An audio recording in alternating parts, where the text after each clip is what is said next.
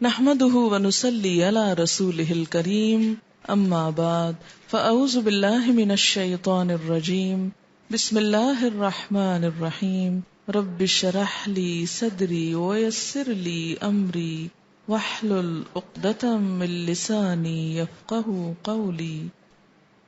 قرآن پاک کے بعد نبی صلی اللہ علیہ وسلم کی ذات، آپ کی شخصیت، آپ کی سیرت، آپ کی باتیں، یہ بھی ہماری قوم کے لیے اجنبی ہیں۔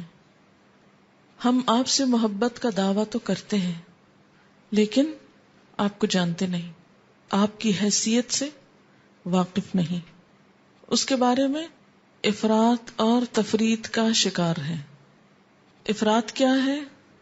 غلو۔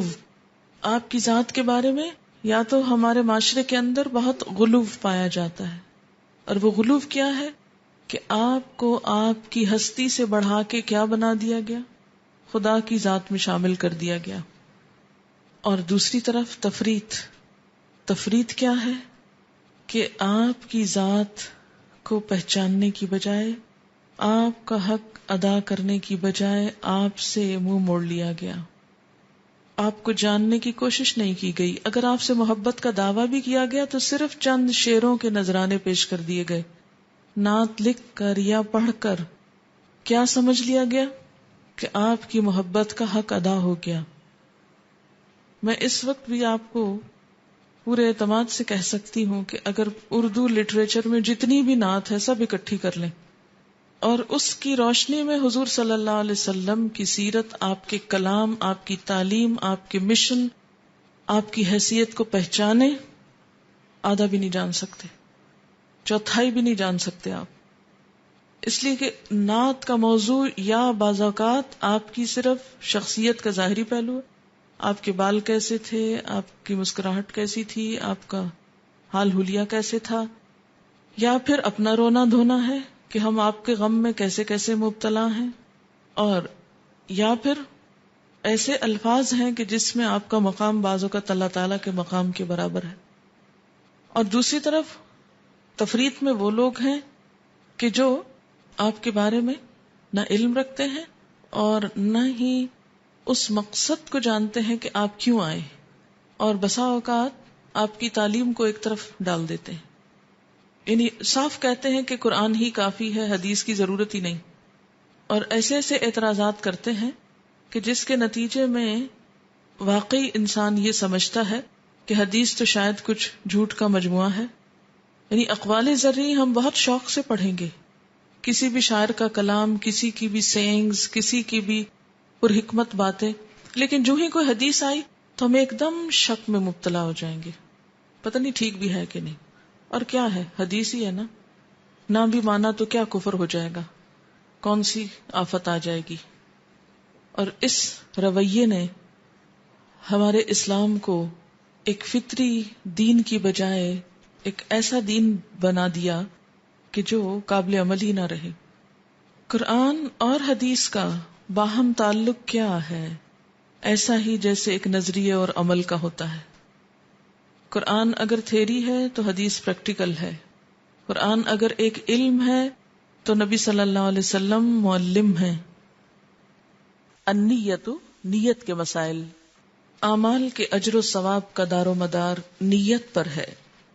عن عمر بن الخطاب رضی اللہ عنہ قال سمعت رسول اللہ صلی اللہ علیہ وسلم یقول انما الاعمال بالنیات وانما لكل امرئ ما نوى فمن كانت هجرته الى دنیا يصيبها او الى امرأة ينكحها فہجرته الى ما هاجر الیہ، رواہ البخاری۔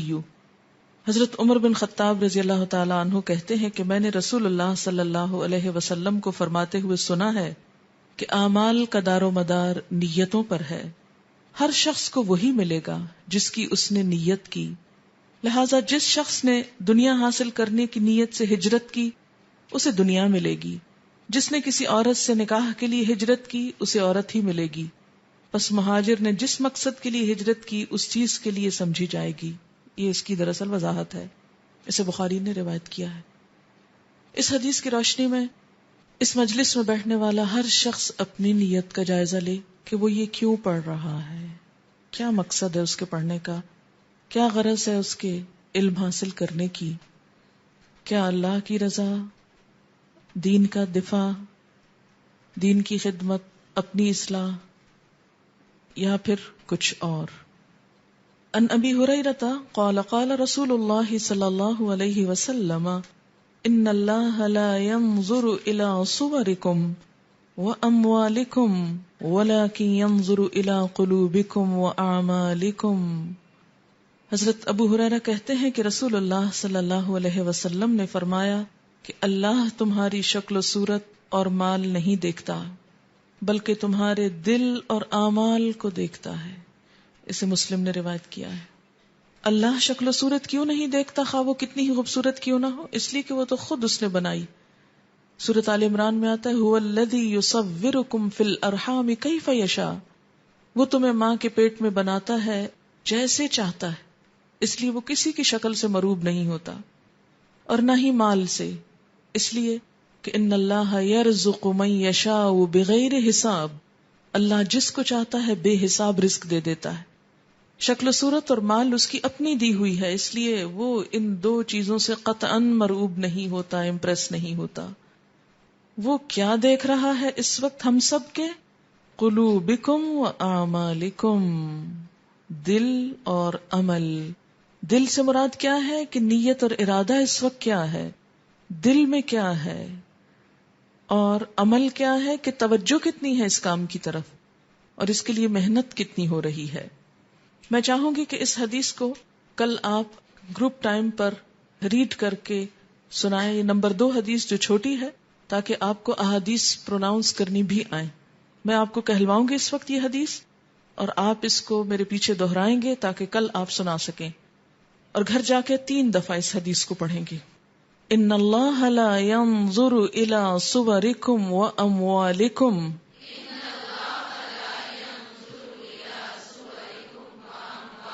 وَلَكِنْ يَنْظُرُ إِلَىٰ قُلُوبِكُمْ وَأَعْمَالِكُمْ۔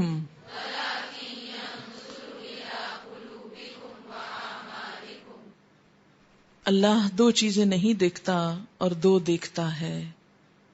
اس کے برعکس بندے وہ 2 دیکھتے ہیں جو اللہ نہیں دیکھتا، اور وہ 2 نہیں دیکھتے جو اللہ دیکھتا ہے۔ کیا نہیں دیکھتا؟ صورتیں اور مال۔ کیا دیکھتا ہے؟ دل اور اعمال۔ بندے کیا دیکھتے ہیں؟ صورت اور مال۔ ایسا ہی ہے نا؟ ہم کسی کو پہچاننے کے لیے کسی کی بڑائی کو کہاں سے دیکھتے ہیں؟ کون اچھا ہے اور کون نہیں، کون بڑا ہے اور کون نہیں؟ کس چیز سے پہچانتے ہیں؟ اس کی شکل کیسی ہے، اس کا اپیرنس کیسا ہے، اور اس کے پاس مال کتنا ہے۔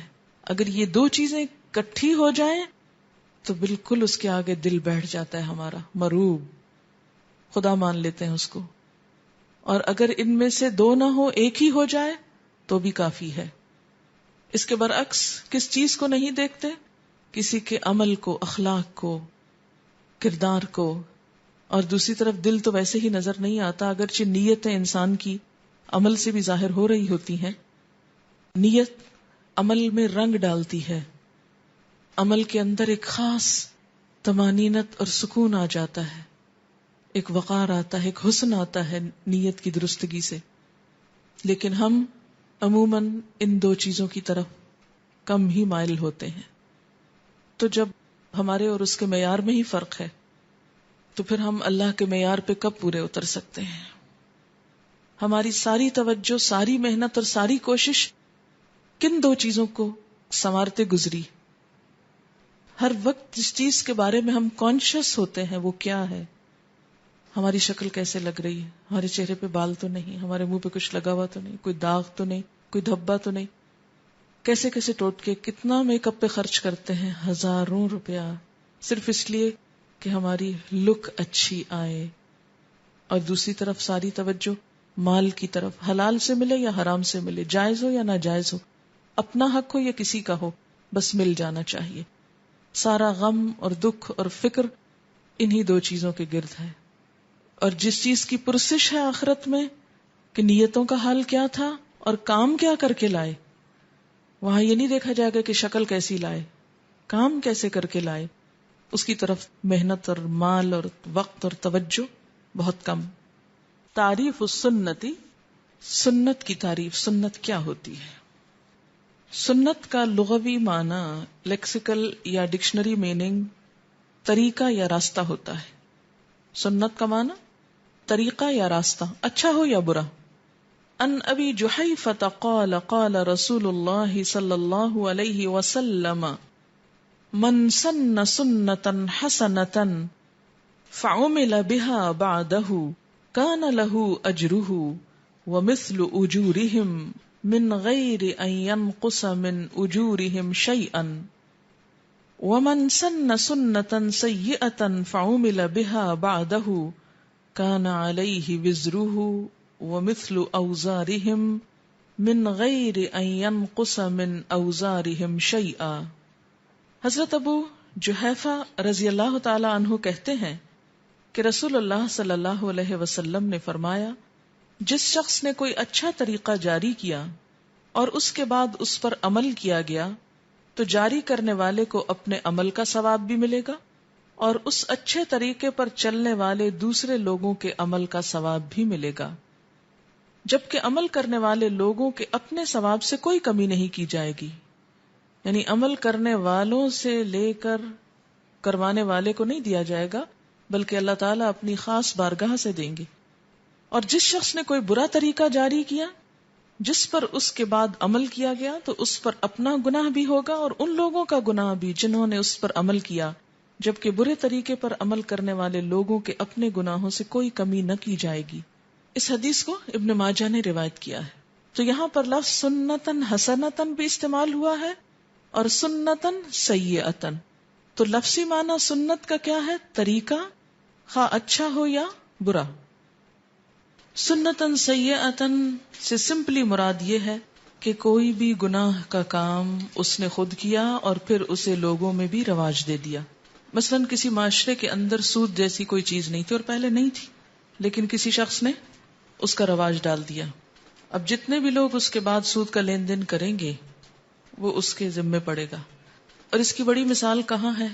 قتل کے سلسلے میں حابیل اور قابیل کے قصے میں، کہ قابیل نے جب حابیل کو قتل کیا تو اب اس کے بعد کیا ہو رہا ہے کہ دنیا میں جہاں بھی جو قتل ہوتا ہے اس کے گناہ کا ایک حصہ قابیل کو بھی ملتا ہے، بغیر اس کے کہ قاتل کے گناہ میں کوئی کمی ہو. اب قتل یہاں ہوا ہے اور قابیل کہاں گزر گیا، لیکن اس کو کیوں حصہ مل رہا ہے؟ اس لیے کہ اس نے سب سے پہلے قتل انسانی کی رسم ڈالی. تو سنتن سیئتن سے مراد کوئی بھی گناہ کا طریقہ، اور اصل میں سمجھانا یہ مقصود تھا کہ لغت میں، ڈکشنری میں لفظ سنت اچھے طریقے اور برے طریقے دونوں کے لیے استعمال ہوتا ہے. اسلام میں شریعت کی اصطلاح میں سنت حضور صلی اللہ علیہ وسلم کے طریقے کے لیے استعمال ہوتا ہے. شریعت کی اصطلاح میں سنت کا مطلب رسول اکرم صلی اللہ علیہ وسلم کا طریقہ ہے. عن انس بن مالک رضی اللہ عنہ قال قال رسول اللہ صلی اللہ علیہ وسلم فمن رغب عن سنتی فلیس منی رواہ البخاری. حضرت انس بن مالک رضی اللہ تعالی عنہ کہتے ہیں کہ رسول اللہ صلی اللہ علیہ وسلم نے فرمایا، جس نے میرے طریقے پر چلنے سے گریز کیا وہ مجھ سے نہیں. اسے بخاری نے روایت کیا. تو گویا اسلام کی اصطلاح میں سنت کس کا طریقہ ہے؟ نبی صلی اللہ علیہ وسلم کا طریقہ. تو آج کے بعد آپ کے ذہن میں یہ بات واضح ہو جانی چاہیے کہ سنت کیا ہے، نبی صلی اللہ علیہ وسلم کا طریقہ زندگی، کہ آپ نے کس طریقے پر زندگی گزاری. ان طلحة بن عبد الله بن عوف قال صليت خلف ابن عباس رضی اللہ عنہما على جنازة فقرأ بفاتحة الكتاب قال ليعلموا انها سنة رواہ البخاری. حضرت طلحہ بن عبداللہ بن عوف رضی اللہ تعالی عنہ کہتے ہیں کہ میں نے حضرت عبداللہ بن عباس رضی اللہ تعالی عنہما کے پیچھے نماز جنازہ پڑھی تو انہوں نے اس میں سورۃ فاتحہ پڑھی اور فرمایا میں نے یہ اس لیے پڑھی ہے تاکہ لوگوں کو علم ہو جائے کہ یہ نبی صلی اللہ علیہ وسلم کا طریقہ ہے. آپ کا طریقہ کہاں؟ جیسے عبادات میں. آپ کا طریقہ کہاں؟ اخلاقیات میں، معاملات میں. یعنی ایمان، عبادت، معاملات، اخلاق، ان سب میں آپ کا طریقہ کیا تھا؟ سنت کی 3 قسمیں ہیں: سنت قولی، سنت فعلی، سنت تقریری. رسول اکرم صلی اللہ علیہ وسلم کا زبانی ارشاد مبارک سنت قولی کہلاتا ہے. یعنی جو آپ کا قول تھا، بول کے آپ نے بات بتائی، وہ کیا ہے؟ قولی. قول سے قولی، یہ نسبت کی ہے یہاں، جس کی مثال درج ذیل ہے. ان حذیفہ رضی اللہ عنہ قال قال رسول اللہ صلی اللہ علیہ وسلم ان الشیطان یستحل الطعام الا یذکر اسم اللہ علیہ، رواہ مسلم. حضرت حذیفہ رضی اللہ تعالی عنہ کہتے ہیں کہ رسول اللہ صلی اللہ علیہ وسلم نے فرمایا، اگر کھانا کھانے سے پہلے بسم اللہ نہ پڑھی جائے تو شیطان اس کھانے کو اپنے لیے حلال سمجھ لیتا ہے. اسے مسلم نے روایت کیا ہے. یہ کیا ہے؟ دراصل آپ کا قول. رسول اکرم صلی اللہ علیہ وسلم کے عمل مبارک کو سنت فعلی کہتے ہیں. فعل کس کو کہتے ہیں؟ کام کو، جس کی مثال درج ذیل ہے. النعمان بن بشیر قال كان رسول اللہ صلی اللہ علیہ وسلم یسوی صفوفنا اذا قمنا للصلاة فاذا استوینا کبر، رواہ ابو داود. حضرت نعمان بن بشیر رضی اللہ عنہما فرماتے ہیں، جب ہم نماز کے لیے کھڑے ہوتے تو رسول اللہ صلی اللہ علیہ وسلم ہماری صفیں درست فرماتے. اب یہ آپ کا فعل ہے. آپ کیا کرتے؟ ہماری لائنوں کو سیدھا کرتے. جب ہم سیدھے کھڑے ہو جاتے پھر اللہ اکبر کہہ کر نماز شروع کر دیتے. اسے ابو داؤد نے روایت کیا. رسول اکرم صلی اللہ علیہ وسلم کی موجودگی میں جو کام کیا گیا ہو اور آپ صلی اللہ علیہ وسلم نے خاموشی فرمائی ہو یا اس پر اظہار پسندیدگی کیا ہو، اسے سنت تقریری کہتے ہیں، جس کی مثال درج ذیل ہے. تقریر کا لفظ کس سے ہے؟ قاف رے رے قرر، یعنی قرار، ریکمینڈڈ کے معنوں میں، یا دوسرے لفظوں میں ٹیسٹ اپروول، یعنی خاموش اپروول ہے. یہ ایک طرح سے آپ نے اپروو کر دیا، اپرووڈ. ایک کام آپ کے سامنے ہوا اور آپ نے کیا کیا؟ اس کو اپروو کر دیا.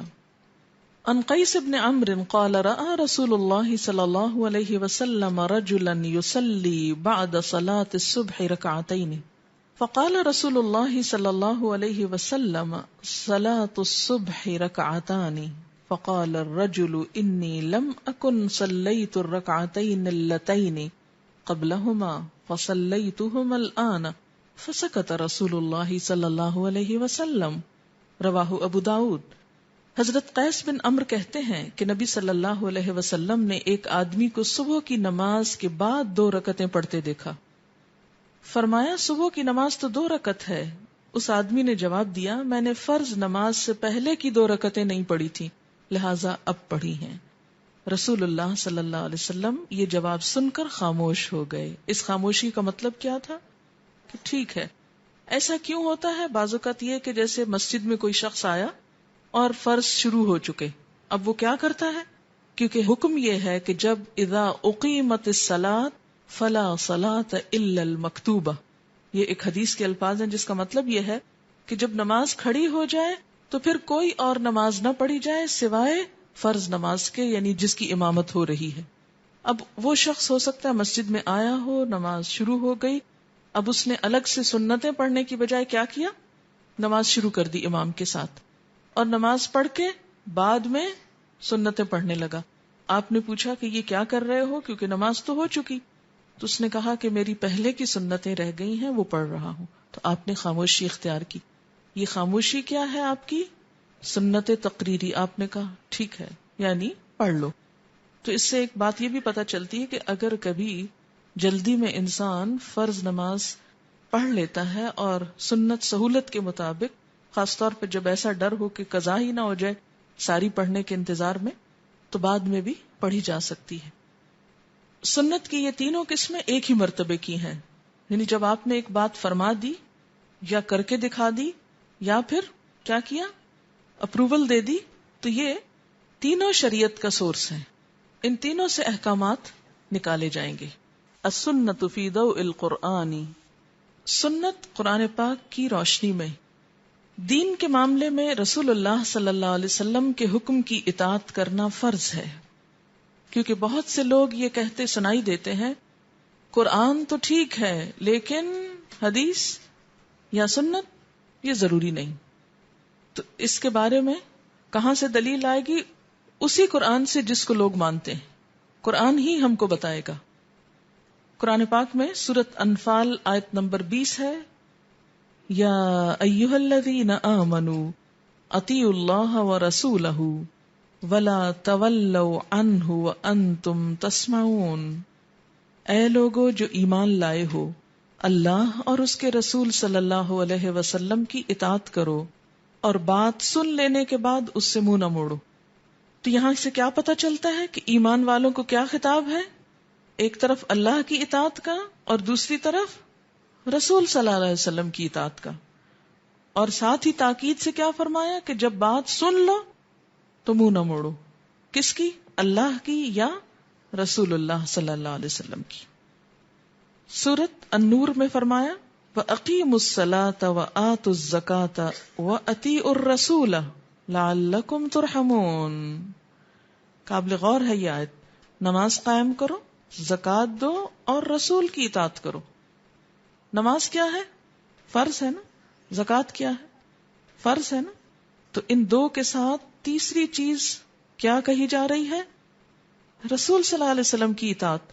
تو کیا آپ یہ کریں گے نماز پڑھ لیں گے، زکوٰۃ بھی دے دیں گے، لیکن حضور صلی اللہ علیہ وسلم کی اطاعت نہیں، وہ نہیں ہم کریں گے؟ تو آپ کا دین مکمل کیسے ہوگا؟ نماز قائم کرو، زکوٰۃ دو اور رسول کی اطاعت کرو، امید ہے کہ تم پر رحم کیا جائے گا.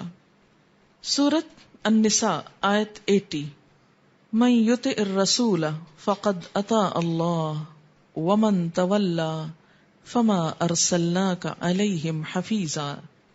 جس نے رسول اللہ صلی اللہ علیہ وسلم کی اطاعت کی اس نے دراصل اللہ کی اطاعت کی. یعنی نبی صلی اللہ علیہ وسلم کی اطاعت اصل میں کس کی اطاعت ہے؟ اللہ ہی کی. اور جس نے رسول صلی اللہ علیہ وسلم کی اطاعت سے منہ پھیرا، ومن تولی، جس نے منہ پھیرا، تو ہم نے آپ کو ان پر پاسبان بنا کر نہیں بھیجا، حفاظت کرنے والا بنا کے نہیں بھیجا. آپ کی ذمہ داری ختم، آپ ان کے نگران نہیں ہیں. آپ کا کام ہے پہنچا دینا، نگرانی ہم کر رہے ہیں، حساب ہم خود لے لیں گے. یہ ومن تولا کس سے خطاب ہے؟ کون مراد ہے ومن تولا؟ اور جو منہ پھیرے، کس سے؟ کس سے؟ یہاں کس چیز کا ذکر ہے؟ رسول کی اطاعت سے. من یطع الرسول فقد اطاع اللہ ومن تولا. پہلی بات کیا کی گئی؟ جو رسول کی اطاعت کرے گا وہ دراصل اللہ کی اطاعت کرے گا، اور جو منہ موڑے گا کس سے؟ رسول کی اطاعت سے صلی اللہ علیہ وسلم. تو ہم نے آپ کو ان پہ نہیں نگران بنایا، یعنی آپ ان کو پھر ان کے حال پہ چھوڑ دیں. سورۃ النساء آیت نمبر 64 وما ارسلنا من رسول الا لیطاع باذن اللہ. ہم نے جو بھی رسول بھیجا ہے وہ اس لیے کہ اللہ کے حکم سے اس کی اطاعت کی جائے. کس لیے بھیجا ہے؟ کہ اللہ کے حکم سے اس کی بات مانی جائے. تو گویا رسول کی اطاعت کا حکم بھی کس نے دیا ہے؟ اللہ نے دیا ہے. تو رسول کی اطاعت کرنا کیا ہوا؟ اللہ ہی کی اطاعت کرنا ہوا. سورۃ آل عمران آیت 132 وَأَطِیعُوا اللَّهَ وَالرَّسُولَ لَعَلَّكُمْ تُرْحَمُونَ. اللہ اور رسول صلی اللہ علیہ وسلم کی اطاعت کرو تاکہ تم پر رحم کیا جائے. تو جو رحم چاہتا ہے، رحمت، ابھی رحمت کی دعا کر رہے تھے نا، تو رحمت کب آتی ہے؟ جب اللہ اور اس کے ساتھ رسول اللہ صلی اللہ علیہ وسلم کی اطاعت کی جائے. سورۃ النساء کی آیت 59 یا ایھا الذین آمنوا اطیعوا اللہ واطیعوا الرسول واولی الامر منکم فإن تنازعتم فی شیء فردوه الی اللہ والرسول ان کنتم تؤمنون باللہ والیوم الآخر ذالک خیر واحسن تأویلا. اے لوگو جو ایمان لائے ہو، اللہ اور اس کے رسول صلی اللہ علیہ وسلم کی اطاعت کرو اور ان لوگوں کی جو تم میں سے صاحب امر ہوں، ذمہ دار ہوں۔ پھر اگر تمہارے درمیان کسی بھی معاملے میں اختلاف پیدا ہو جائے تو اسے اللہ اور اس کے رسول صلی اللہ علیہ وسلم کی طرف پلٹا دو۔ اس سے کیا پتہ چلتا ہے کہ اختلاف میں حجت کس کی بات ہوگی؟ نمبر 1 اللہ تعالی کی، اور نمبر 2 رسول اکرم صلی اللہ علیہ وسلم کی۔ یہاں سے ایک طرف جہاں یہ پتہ چلتا ہے کہ آپ کی بات بہت اہم ہے، وہاں دوسری طرف یہ بھی پتہ چلتا ہے کہ اختلافات میں آپ کے بعد کوئی بھی ہستی، خواہ وہ کتنی ہی بڑی کیوں نہ ہو، اتھارٹی نہیں ہے، یا اس کا قول قابل حجت نہیں ہے۔ اگر تم واقعی اللہ اور روز آخرت پر ایمان رکھتے ہو، یعنی ایمان کا تقاضا ہے کہ اپنے اختلافات میں صرف اللہ کی کتاب نہیں، سنت رسول صلی اللہ علیہ وسلم کی طرف بھی رجوع کرو، یہی ایک صحیح طریقہ ہے اور ثواب کے لحاظ سے بھی اچھا ہے، انجام کے اعتبار سے بھی بہترین ہے۔ انجام کے اعتبار سے کیوں بہترین ہے؟ کہ پھر اختلافات ختم ہو جائیں گے۔ سورۃ النساء ہی کی آیت نمبر 56 میں آتا ہے فَلَا وَرَبِّكَ لَا يُؤْمِنُونَ حَتَّى يُحَكِّمُوكَ فِي مَا شَجَرَ بَيْنَهُمْ ثُمَّ لَا يَجِدُوا فِي أَنفُسِهِمْ حَرَجًا مِمَّا قَضَيْتَ وَيُسَلِّمُوا تَسْلِيمًا۔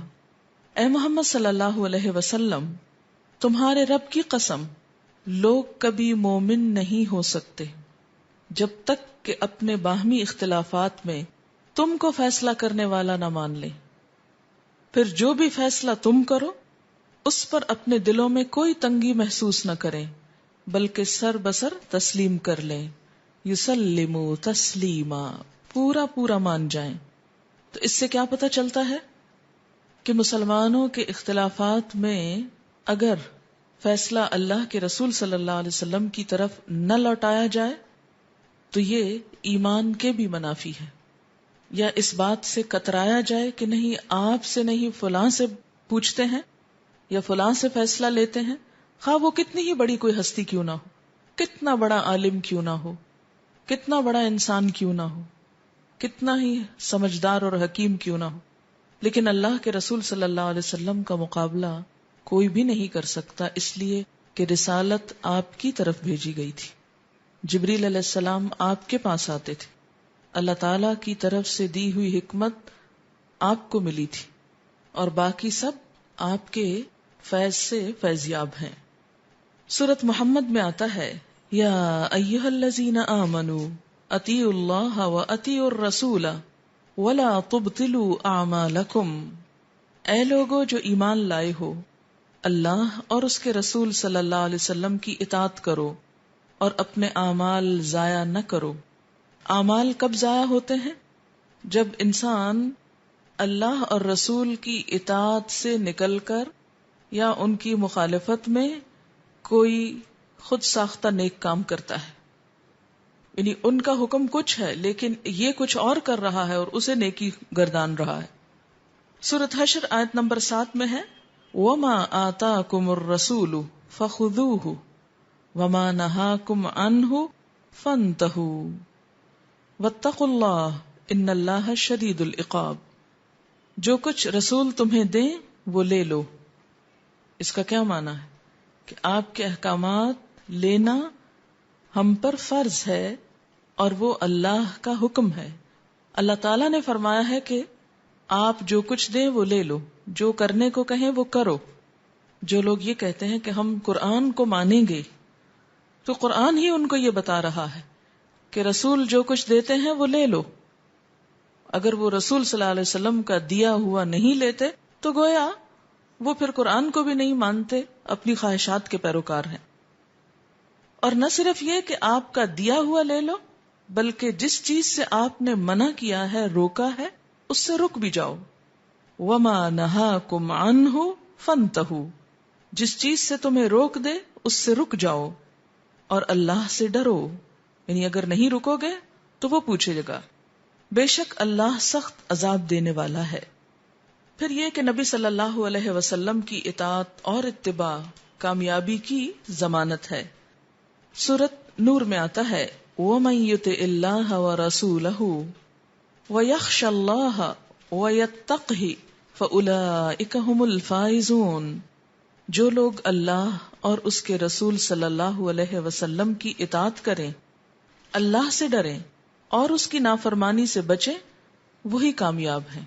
یہاں کامیابی کے 3 نکات بتائے گئے کہ کوئی شخص جو کامیاب ہونا چاہتا ہے اسے کیا کچھ کرنا ہوگا. نمبر 1 اللہ کی اطاعت، نمبر 2 رسول اللہ صلی اللہ علیہ وسلم کی اطاعت، اور نمبر 3 اللہ کی خشیت، اور نمبر 4 اللہ کا تقوی یعنی اللہ سے ڈرنا.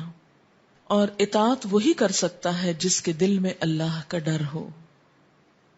سورۃ نور آیت نمبر 51 میں آتا ہے انما کان قول المؤمنین اذا دعوا الی اللہ ورسولہ لیحکم بینہم ان یقولوا سمعنا واطعنا واولئک ھم المفلحون.